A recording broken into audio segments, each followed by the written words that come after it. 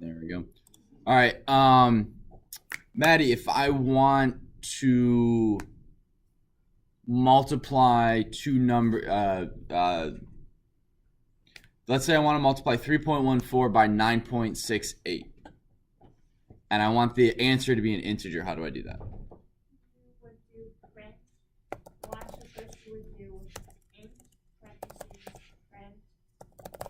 parentheses, then you would do 3.14, asterisk, and then, what was the second? 6.29. 6.29, parentheses.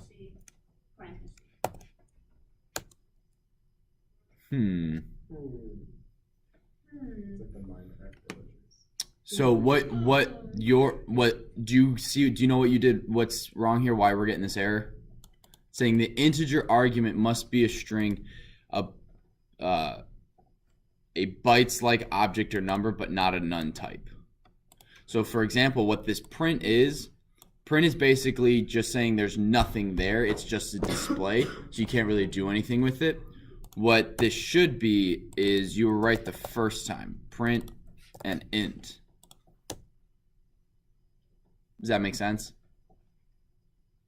You should never, so print, I've seen people go X is print.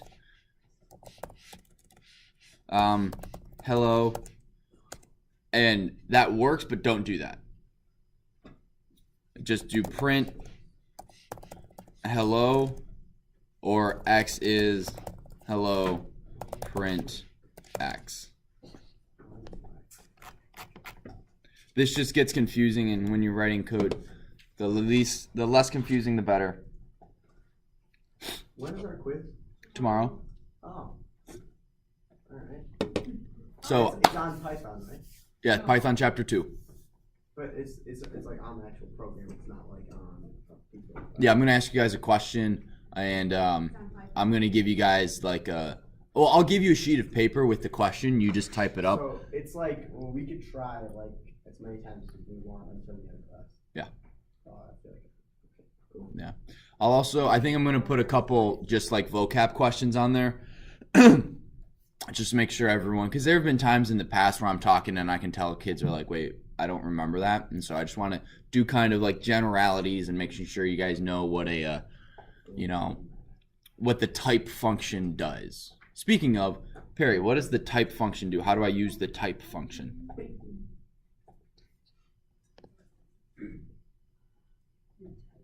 You don't know? Okay. So the type function tells you what type of variable what type of data element the variable is.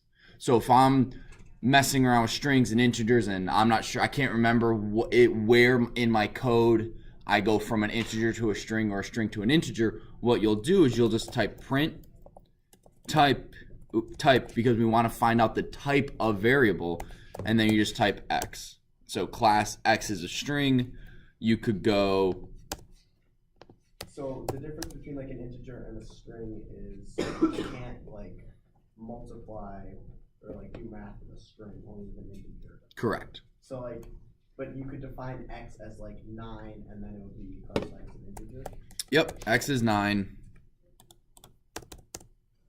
Class integer. Okay. So one of the two things you can do, and we're gonna go over this later when we get more in depth in strings, because you can actually like modify strings. So if I can't remember if I went over this with you guys or the other class, because right now we're both doing the same things. They're all doing review, and so we start learning brand new stuff on Monday, but right now we're still in the review, so I'm mixing the two classes. So if I go over something or I mention something, please call that we haven't gone over, please call me out on it.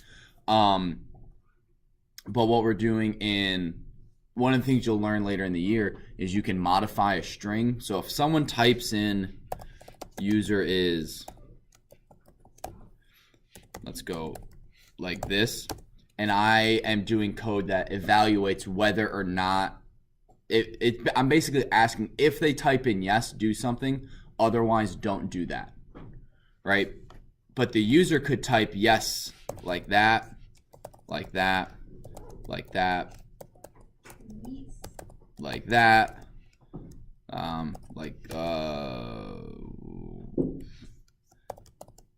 right? They could do yes 9 different ways depending on if they capitalize or lowercase stuff. So what we'll learn is, regardless of what they type in, as long as they type in Y, E, and S, regardless if it's uppercase or lowercase, we modify what they type in and then evaluate it, and then that way, regardless of what combination of capital letters, our code will still work. So, do you guys want to see an example of that, or do you guys understand it? See an example? All right. So right now, user is yes, right? So if I do if user is,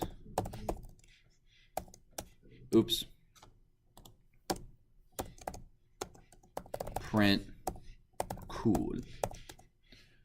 So this doesn't print cool because this is not true, right? User does not equal yes, it equals capital Y-E-S. Does that make sense? This is called an if statement, but what you do is you do if user dot lower, because user dot lower makes it lowercase, dot upper makes it uppercase. So you write code so that if they type in the word yes at all, we're going to lowercaseify it and then evaluate it, and then if that's true, it works. So this is one of the things that we're going to do with strings, and this is why you can see if a string is a number or a digit. And there's just a bunch of things you can do with strings that are really cool that you can't do with an integer. So is this going to be on the quiz tomorrow? No. No. Okay. No, just chapter 2, just data input, printing, math, data output. So just, yeah. And then we'll basically do a quiz for each chapter, and then our test will cover 2 to 3 tests. Or I'm sorry, 2 to 3 chapters. And then during that, we'll have like, okay, your project for today is to do this. And you'll just have a day where you code. Probably not on block days because that's a long time, but you know, here's a problem in class that I would call a project, and you guys will work on that. So that'll be separate from homework in your grading schedule, or the way grades are weighted. Okay, so let's say I want to find out whether or not, or no, that's an if statement, sorry. I went over that. How do I figure out if something is an even number or an odd number? What's a really easy way to do that? So if I have n is 5, how do I, using math, right? I can tell if something is a even or odd number. I can divide by 2. And where's divide by 2? So if I have a decimal, that does it. But there's also one other thing. The percent sign. So if I do n percent sign 2, what's that going to give me, Enoch? It should give me a 2? No, I mean, actually, 1. It should give me 1. Correct.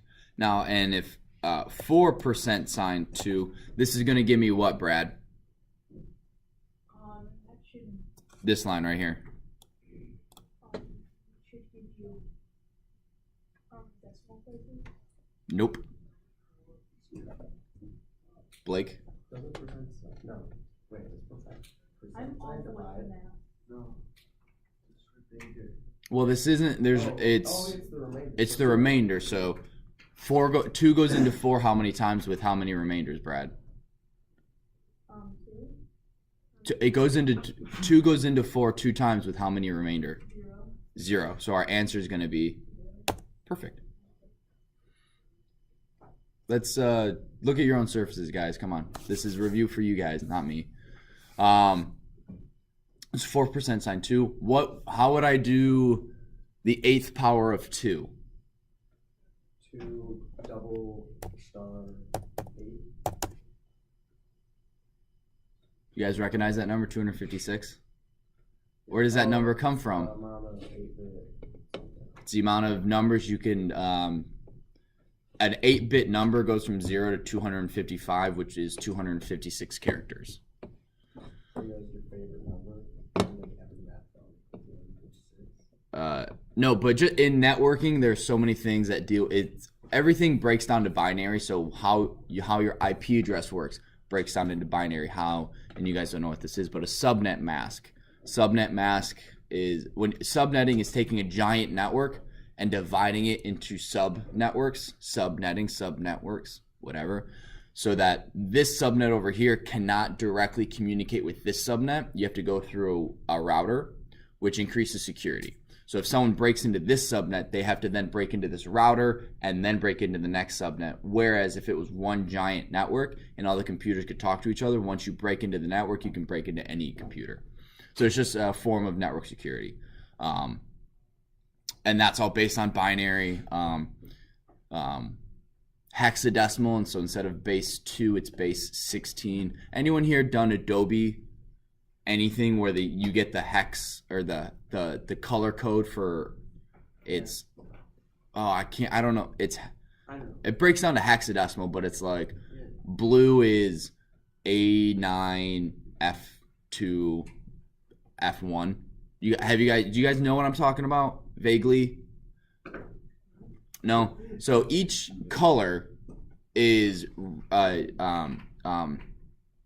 every color used by a computer has a code, and it's the amount of red pixels, basically, the percent of red in that color, percent of blue, and percent of green. So RGB values. RGB values break down to hexadecimal, and that is, instead of base 2, like binary, it's base 16. So, like, everything in computer, you can break it down to binary and hexadecimal and things like that. Blake. Not a question about that, but if user dot lower parentheses and then you have 2 equal signs. That's evaluating. That's saying, does this equal that, as opposed to user equal yes. This is an assignment. This is an evaluation. So do you need the double? The only time you need the double is when you're doing if statements or while loops. Okay. And you don't need to worry about that right now. That's not going to be on the test or the quiz. I'm trying to write it code where I can talk about it. Ah, okay. So wait, what do the double parentheses do? It evaluates. So it goes, does this right here, does it equal that? Yes or no? This here is saying this equals this. Think of this as like Blake is basically you are Blake, right? This is me going Blake, like I don't know if you're here, are you here? And you go yes, I'm here. And then we do this code. Otherwise, it's like, all right, well, Blake's not here, I'm not going to do it. So you could do like if that equals yes, or like print cool, or if that equals no, print like Yeah. Yeah. But this will be in a couple weeks. I think the next thing we're gonna do, we are going to follow the general course of the book, but I am gonna skip around because there are a couple cool things that it's just slightly out of order. So, all right. So let's go with, let's say I want to print user and X. I want to use one print function to display both the user and the value of X. How do I do that? Let's go with Enoch.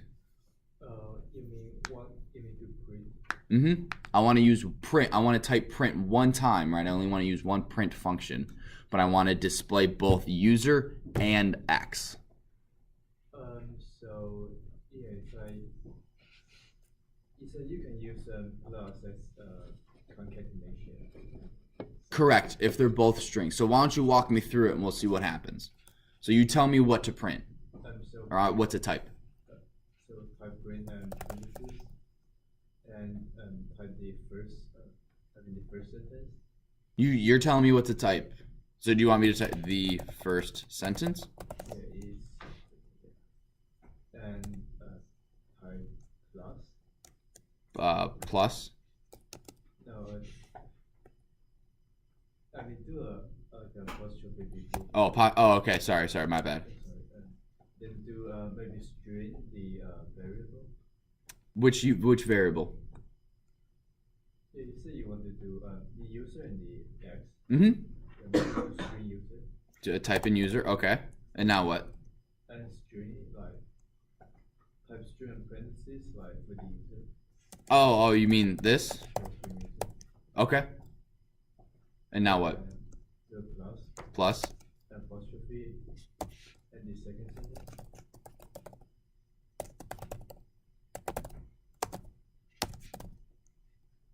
Yeah, Apostrophe. And plus, Plus. and string X. Yep, that's one way to do it. Right, obviously, because with strings, Brad, can you tell me why there's no spaces here in between sentence yes and? Plus, but that gets rid of all the spaces. It gets rid of the space, so you have to add space before the quote. Perfect, yep, so we would add it here, right? And where else? And after the next quote, Oh, this one? yeah, go down below. And what about this one? Here? Yeah. Perfect. Now, what if I don't want anything else? I just want user and X. How would I print that, Kayla? Or actually, let's go with Maddie. So you would do parentheses user comma X parentheses. Yep. So that's if you just want to display some quick information. Now, is there a way for me to say, let's say I want to specifically ask, what is Perry's grade? Ooh. Right? Or I want to specifically ask for a user's input grade. Right? So I take a name from the user, I ask them for their name, and then I ask them again for that specific person's grade. This one's a little tricky, wording wise. So basically I want to go, what is your name? Perry. Perry, what is your grade? I want two input, and then you can tell me what. I want two inputs. What's one way I could do that, Blake? Two inputs? Yeah, so let's just get the first one out of the way. Let's ask for their name. So walk me through how to get someone's name again. Like name equals input. Like, what is your name? Oops. What is your name? So, Blake. Now, I want to write an input that specifically has Blake in this section. I want the word Blake. Oh, so you would do like the same thing, like whatever you want it to be, a grade equals input.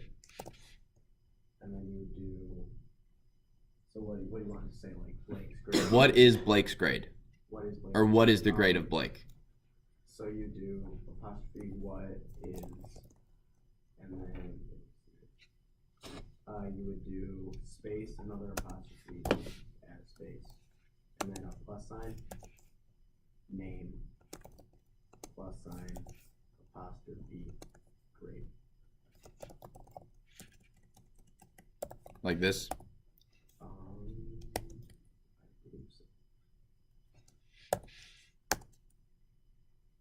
Okay, there should be a space in between. So like in between the first apostrophe and grade. So yeah. Yeah. Oops. So name and grade. What if I did this? Can I do this? No, Why not? not for input. Correct. Now, why is that? Anyone remember? We get a very specific error message when I hit enter. Bradley, do you remember? Why can't I use commas here? Everything's a string, right? Isn't it because there's too many commands?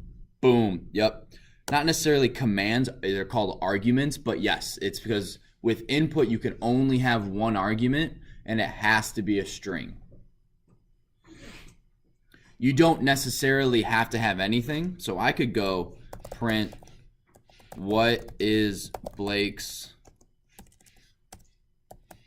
grade?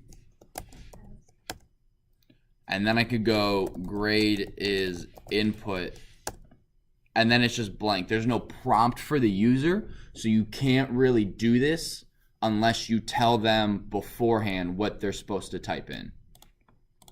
So if I type in, 98, now grade is equal to 98. I think I do have an idea. Does that make sense? You can leave the input blank and not put anything there, but if you do, it doesn't tell the user what to type in. So you have to mitigate that by printing information before it. Stop. So, for example, I'll show you guys what this would look at. Print what is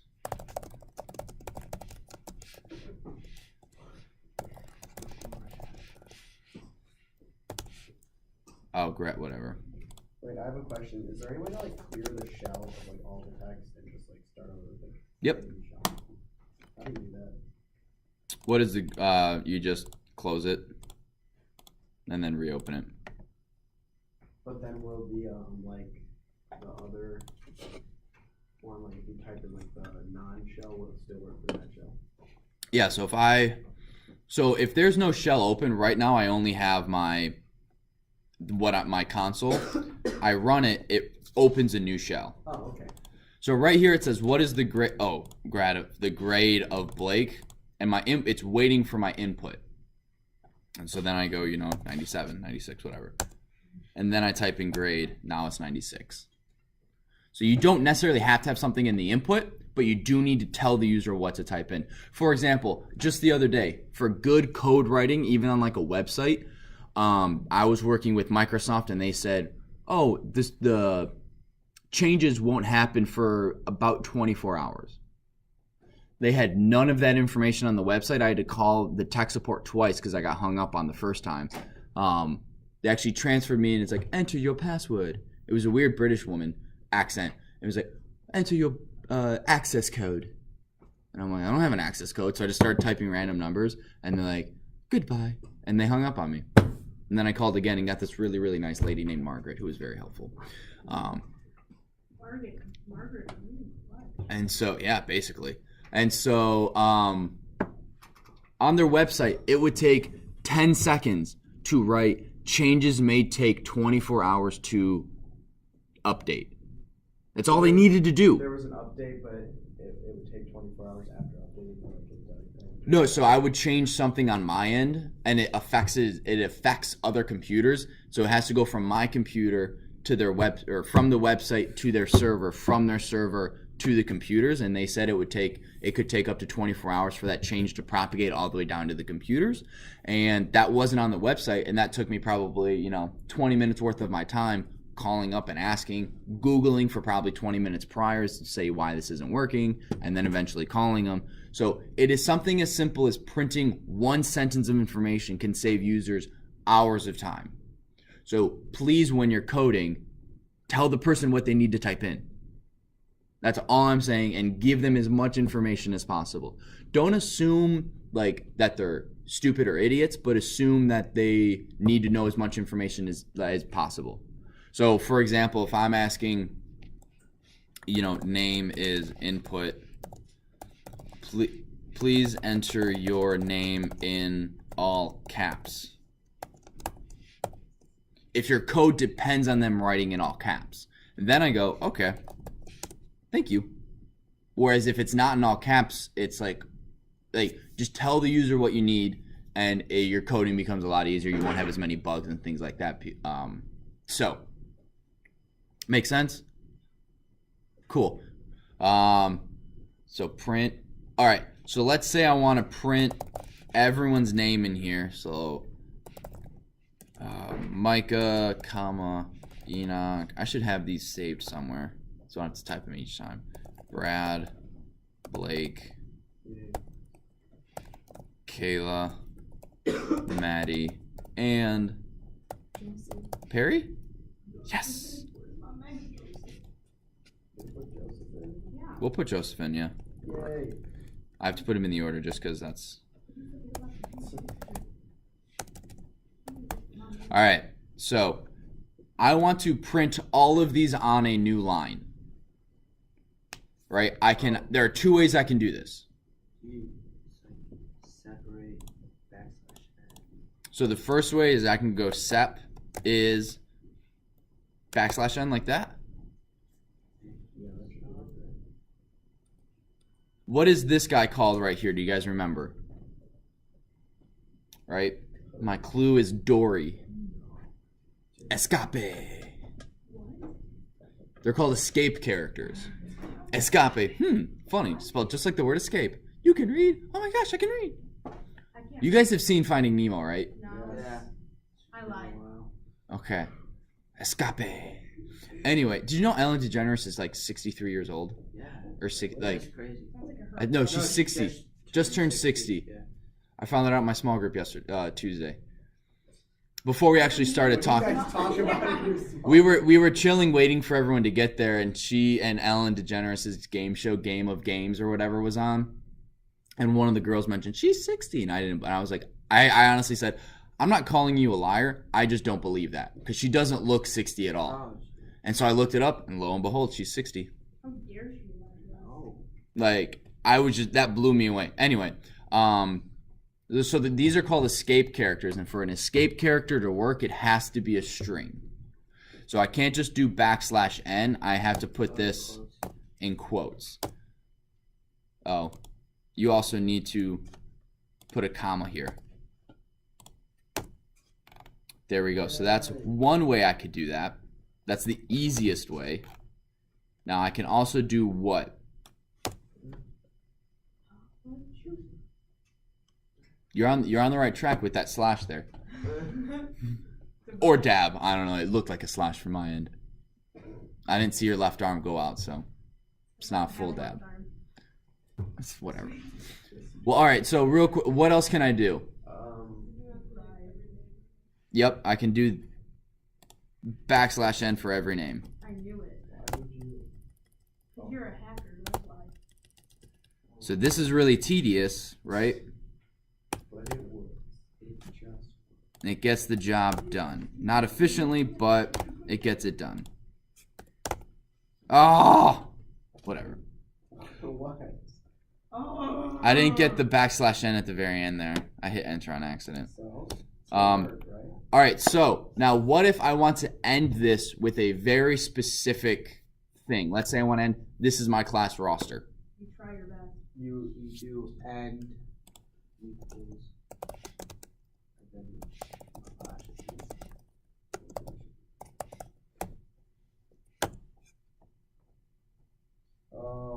you want a new line? I do want this on a new line. How would I do that, Blake? \n. Where? After it. After what? After roster, before the apostrophe. \n. No. There? What is no clue what he's talking You were 1 second. half a second from me hitting enter, right? Yes. You have to put it before separate. Put it before separate. I don't know. Well, I could do it here. I can put it after Perry's name, Okay. right? And that would work. Or I can put it here. Couldn't you just make a new line of code that just says print this is my class roster? And then it would work. Yep, you could totally do that too. I'm just trying to get you guys used to using separators and enders with print. So you're totally right. You could totally just go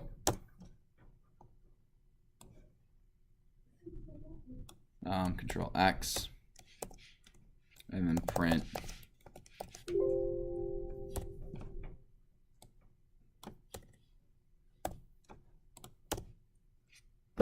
Just have 2 lines of print.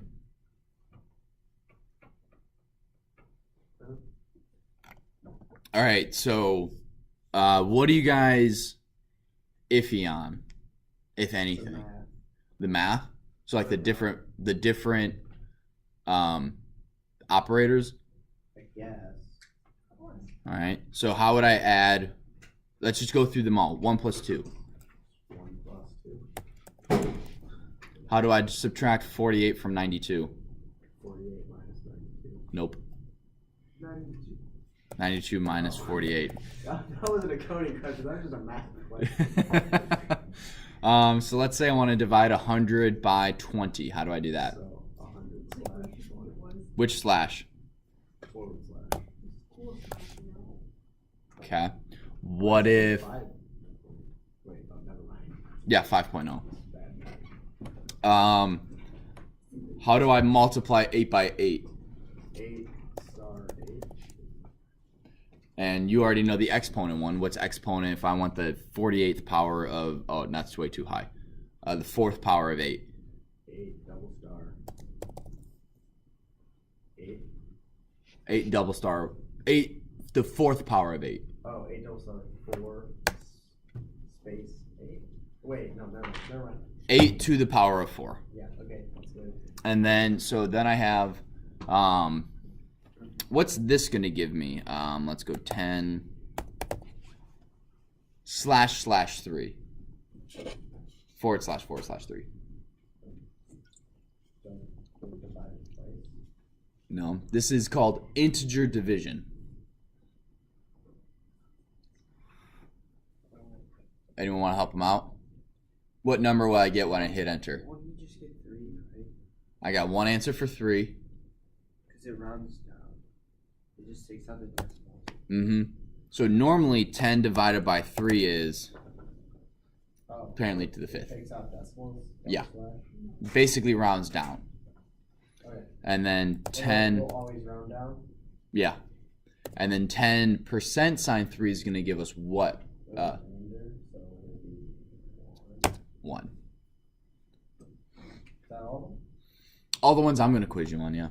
Although those are all the common ones. There are, like, you could do math and then get sine of 30. All right, so if you import math dot sine, I think this is how you do it. I haven't learned sine yet. Me neither. I haven't learned. I can't remember sine of 30. Is it -1?